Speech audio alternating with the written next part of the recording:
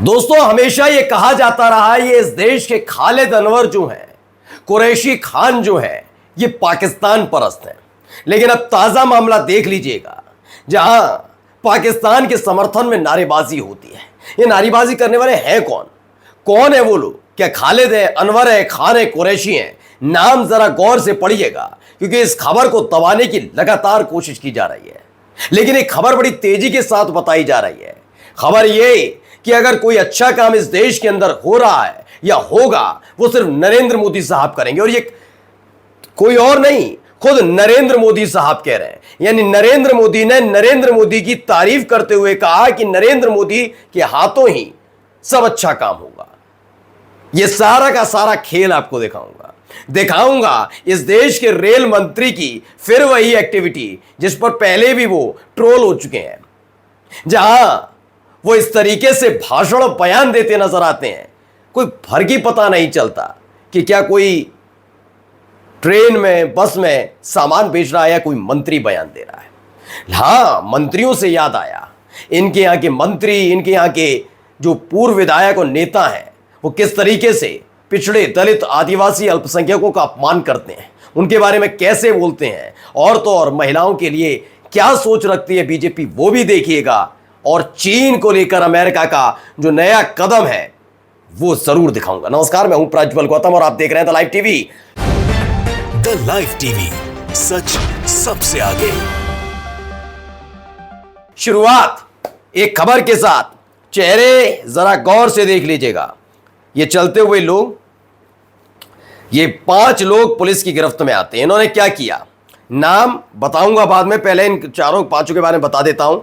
यह खबर बहराइच से आई है। दावा किया विशाल ज्योतिदेव अग्रवाल ने बहराइच पाकिस्तान के समर्थन का नारा लगाया सोशल मीडिया पर अपलोड करने के आरोप में अविनाश, अजीत कुमार, एक नाम बता दीजिए खालिद अनवर वाला हो कोई तो, विजय प्रताप, अंकुल और सतपाल को गिरफ्तार कर लिया गया। अब कौन लोग हैं ये?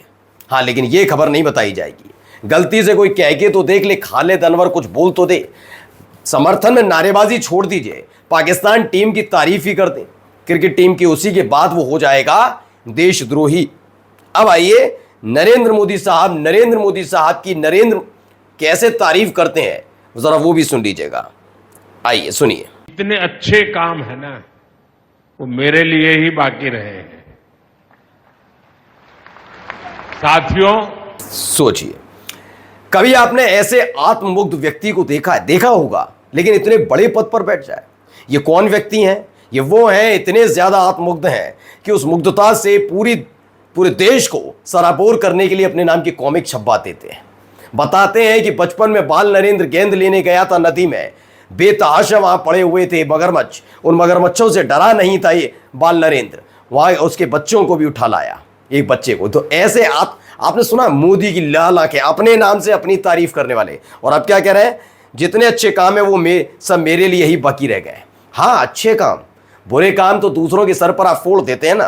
पहलगाम आतंकी घटना पर आप तलक नहीं बोले, मणिपुर पर आप नहीं बोलते हैं, कुछ नहीं करते हैं। आपके अपने करीबी मित्र और राष्ट्रीय धन्ना सेठ की हरकतों की वजह से हमारे देश के तमाम लोगों का नुकसान होता है, बोलते नहीं है और कहते हैं सारे अच्छे काम आपके लिए हैं। यह आप बिल्कुल मीडिया को समझा सकते हैं, लेकिन देश को नहीं। अब आइए अगली खबर देखिए। सरल व्यंग ने लिखा, 1971 में इंदिरा गांधी सरकार में इसका विचार किया गया। दरअसल ये गए थे चिनाब ब्रिज का उद्घाटन करने, वहां अपनी तारीफ के कसीदे गढ़ रहे थे और गढ़वा रहे थे। 1995 में नरसिम्हा सरकार में इसे स्वीकृति मिली। 2003 में अटल सरकार ने इसे राष्ट्रीय परियोजना घोषित किया। 2004 से 2014 तक मनमोहन सरकार ने बजट बढ़ाते हुए इसका महत्व बरकरार रखा, लेकिन मैंने किया और फीता तो मैं ही काटूंगा। तो अब खुद समझ लिए खेल क्या है। आइए चलते चलते इनको भी सुनिए अभी महत्वपूर्ण बयान। आज का दिन ऐतिहासिक दिन है साथियों। मां भारती के मुकुट जम्मू कश्मीर में आज एक और रत्न जुड़ा है। अब बताओ, कहीं से देखने में मंत्री लगते हैं, कहीं से भी इनकी भाषा शैली से लगता है मंत्री। ये अलग पता लग रहा है चापलूसी की सारी हदें पार हो रही हैं। इससे पहले वाला तो इनका बयान ही ऐसा था, इनकी बौद्धिकता पर लोग सवाल उठा रहे थे कि जो ट्रेन का इंजन होता है वो ऊपर तारों से लेता है बिजली, तब वो चलता है, लेकिन जैसे ही ट्रेन रुकती है तो वो इंजन जनरेटर बन जाता है और वो वापस लौटाल देता है कि हमने तुमसे इतनी बिजली ली, अब तुम हमसे बिजली ले लो। ये इस देश के रेल मंत्री हैं और ये सौभाग्य की बात है।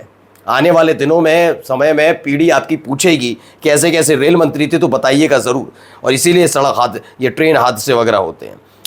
अब कांग्रेस ने एक ट्वीट किया, हमारे देश के सम्मान को ठेस पहुंचे या हमारी संप्रभुता पर सवाल उठे, एक कतई बर्दाश्त नहीं किया जाता। आज मोदी सरकार की विफल विदेश नीति की वजह से भारत का पूरी दुनिया पे अपमान हो रहा है। कनाडा में G7 के लिए नहीं बुलाता, ट्रंप लगातार सीजफायर का श्रेय ले रहे हैं, हम दुनिया में अलग थलग पड़ गए हैं, हमारे सदाबहार मित्र हमसे किनारा कर रहे हैं। पुतिन वाला जो मैंने बताया, बड़े देश हमारे दुश्मन के खेमे में नजर आ रहे हैं। अभी आपको दिखाने जा रहा हूं पुतिन वाला, तो मैंने आपको दिखाई दिया कैसे व्लादिमीर पुतिन ने स्पष्ट तौर पर, मतलब उनके करीबी ने दावा कर दिया कि ट्रंप की वजह से ही मध्यस्थता हुई थी। अब भी खामोशी छाई हुई है। अब आइए अगली खबर देख लीजिए, ये खबर भी निकली है, जरा सुनिए।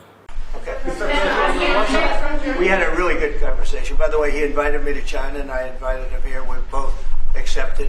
So I'll be going there with the First Lady at a certain point and he'll be coming here hopefully.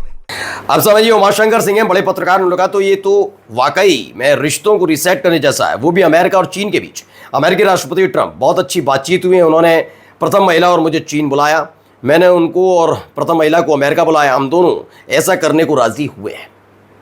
चीन के साथ संबंध बढ़ा रहा है अमेरिका, और हमारे साथ क्या हो रहा है, हमारे साथ क्या बदतमीजियां की जा रही हैं अमेरिका की तरफ से, खुद सोचिए। लेकिन उस पर बात अभी नहीं होगी। हाँ, ओ माय फ्रेंड ट्रंप, उस पर बातचीत करने के लिए इस देश की मीडिया तैयार बैठी थी, इसीलिए लताड़े जाते हैं। जरा सुनिए यहाँ क्या बात हुई। और आगे भी भविष्य में भी नहीं जाने देना चाहिए। पंकज जी फिर भी आप वापस उसे आप कैसे दोनों को हाइफिनेट या इन दोनों को एक तराजू में तौल सकते हैं? यहाँ पर ये कार्यक्रम होने वाला है, ये सबको मालूम है। अब आप मुझे ये बताइए कि वहां किसी को पता था कि इस तरीके से पहलगाम में आतंकी आ जाएंगे? आतंकी आकर आपसे धर्म पूछेंगे और आपको भून देंगे, ये नहीं पता था ना सर? तो देखा कैसे मिर्च लग जाती है। न्यूज 18 की खबर है, इसे विक्रम ने ट्वीट किया, पहलगाम में सुरक्षा चूक से लोगों की जान गई, पर सरकार से कोई सवाल नहीं पूछा। आज कर्नाटक पर राजनीति कर रही है वारूपी का लियाकत। अब देखा, आपने देखा, उन्होंने कहा कि पहलगाम को लेकर, तो उसको लेकर डिफेंड करने पर उतर आई। वो कहने लगी दोनों एक जैसे मसले नहीं है, वहां पहले से इवेंट तय था, इसलिए वहां हादसा हुआ, इसलिए जिम्मेदारी सरकार ले। वहां आपको पता है जम्मू कश्मीर के हालात क्या है अब तक, वो बेहद संवेदनशील माना जाता है, वहां हर एक की सुरक्षा होनी जरूरी है। इनका कहना पहले कभी कुछ नहीं हुआ, इसलिए सरकार को लगा अभी कुछ नहीं होगा तो वो बैठे रहे, आतंकी आए और करके चलेगी। सोचिए इस देश की पत्रकार की ये सोच ये है। जिनको पत्रकारों सवाल पूछना चाहिए, उनकी सवाल पूछने वालों की सोच ये है, तो फिर हो गया उद्धार। आइए एक और जगह रगड़े गए हैं, देखिए।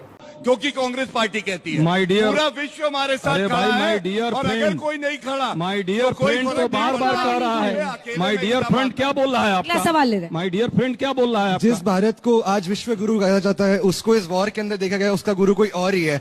क्यों यूएसए के कहने पे सीज फायर करी गई? और क्या हमारे लीडर इतना केपेबल भी नहीं है कि वो इसका डिक्लेरेशन अपने खुद के मुख से कर सके? क्या हमको ट्रम्प की जरूरत है उस डिक्लेरेशन को करने? जवाब अब सुनिए, जवाब सुनिए। मैं बहुत ईमानदारी से एक बात कहूंगा, घर में पिता तुल्य पिता है ना, हमारे दादाजी है, बड़ा भाई है, हम वो सुनेंगे जो हमारा भाई, हमारा पिता, हमारे दादाजी कह रहे हैं। देश के अभिभावक नरेंद्र मोदी जी हैं, हमारी सेना है। अब देखिए, अभिभावक इन्होंने बना दिया, लेकिन अभिभावक अगर आत्मगुप्तता में रहे और उस अभिभावक की वजह से मेरे घर का नुकसान हो, तो वह अभिभावक चाहे कितना ही बूढ़ा बुजुर्ग हो, उसे तुरंत ही वहां से उस पद से हटा देना चाहिए। जिम्मेदारी घर की जरूरी नहीं है बुजुर्ग ही ले, कभी कभी जिम्मेदारी समझदार बच्चा भी लेता है, अगर बुजुर्ग पे संभालने की क्षमता नहीं होती। ये मैंने कहा ना, सारे प्रवक्ता एक से, इन लोगों को पहले गुट्टी पिलाई जाती है कि मोदी को देश का भगवान बाप साबित करना है। एक तो कह ही चुके हैं संबित पात्रा, आज ये भी आ गए, इन्होंने भी बता दिया कि घर में बाप होते, मतलब तुलना कर दी बाप से। इन सब की यही नैतिकता और वो है। अब आइए हास्यास्पद देखकर चीज दिखाता हूं, जरा गौर से देखिएगा। इसमें आपको कौन नजर आ रहा है भी दिखाता हूं, बताता हूं। ये पीयूष गोयल है, ये एंटोनियो ताजानी हैं, इटली के हैं, ये उप प्रधानमंत्री हैं वहाँ के। अब यहाँ पर अब उन्होंने सिंदूर का पौधा लगाया, तो यहाँ पर भी कुछ करवाना था, तो डीडी न्यूज़ ने लिखा इटली एम्ब्रेसेस, एक पेड़ माँ के नाम को लेकर इसे ग्लोबल किया गया। ग्लोबल तब होता है जब ये अकेले अपने दम से कर रहे होते हैं। उठा के कौन लाते हैं, कहीं से उखाड़ लाए हैं गमले के साथ पीयूष गोयल, और उन्हीं ने लगाया है, उन्होंने बस ताली बजा के खत्म कर दिया खेल। इसे ग्लोबल लेवल पे ले जाते हैं, हर चीज ग्लोबल लेवल पर हो रही होती है, सिर्फ इसके कि जो स्थिति बनी उस स्थिति में हमारा कितने देशों ने साथ दिया उसको सवाल मत पूछिए, बाकी सब कुछ ग्लोबल लेवल पर हो रहा है, मोदी जी जो करते हैं। आइए मैडम जी को जरा सुनिए। 13 साल की बच्ची दिव्यांशी, क्या गलती थी उसकी? 26 साल की दिया, 21 साल के श्रवण। तो मैडम बड़ी परेशान नजर आती है, आप सुनिए। दूसरा कि राहुल गांधी जी को ऐसे वक्त पर सहयोग में, ताकि जो आपदा की स्थिति, जो विपत्ति आई हुई है, उसको संभाला जा सके, ना कि इस पर राजनीति सेकनी चाहिए। अब समझे आप, मैं समझाता हूं क्या कहानी है। बेंगलुरु वाले हादसे पर उनको भावुक हो जाती हैं, वो समझाती हैं, बताती हैं कि बीजेपी की तरफ से जो सवाल उठ रहे हैं वो सही है, लेकिन जैसे ही महाकुंभ का जिक्र हुआ था तो महाकुंभ वाले जिक्र में मैडम बता रही थी इस पर राजनीति नहीं होनी चाहिए। ये इनका ज्ञान है और ये बड़े बड़े एंकर हैं इस देश के। अब चलते चलते बस एक खबर और दिखा रहा हूं जी, सुनिए। जो आप पीडीए का काम करते हो, पीडीए की तो फुल फॉर्म भी लोगों को नहीं पता। जो आपकी मानसिकता आपने उस मानसिकता से बनाया है। पीडीए की फुल फॉर्म तुम छोटी कुछ भी बताते रहो, मेरी नजरों में पीडीए की फुल फॉर्म है पाकिस्तान डेवलपमेंट अथॉरिटी। अब समझे, पीडीए का मतलब है पिछड़ा, डी से दलित और ए से आदिवासी और अल्पसंख्यक। अब इनका माखौल उड़ाने के लिए संगीत सुन बेटे हार गए चुनाव, इसलिए बेचारे इस तरह के हालात में आ गए। ये उत्तर प्रदेश के सरदरा से विधायक हुआ करते थे। अब जरा महिलाओं के प्रति विचार जरा मंत्री जी की सुन लीजिए। कि हमारे यहाँ क्या है कि अच्छा पहने लड़की, अच्छा श्रृंगार करे, खूब अच्छे गहने पहने, अच्छे सुंदर कपड़े पहने, तो उसको बहुत अच्छा मानते हैं कि यार बहुत सुंदर है।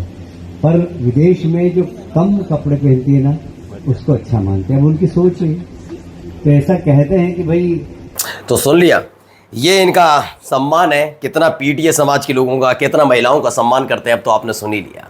ये इनके चाल चरित्र और चेहरे की असली तस्वीर है। नमस्कार।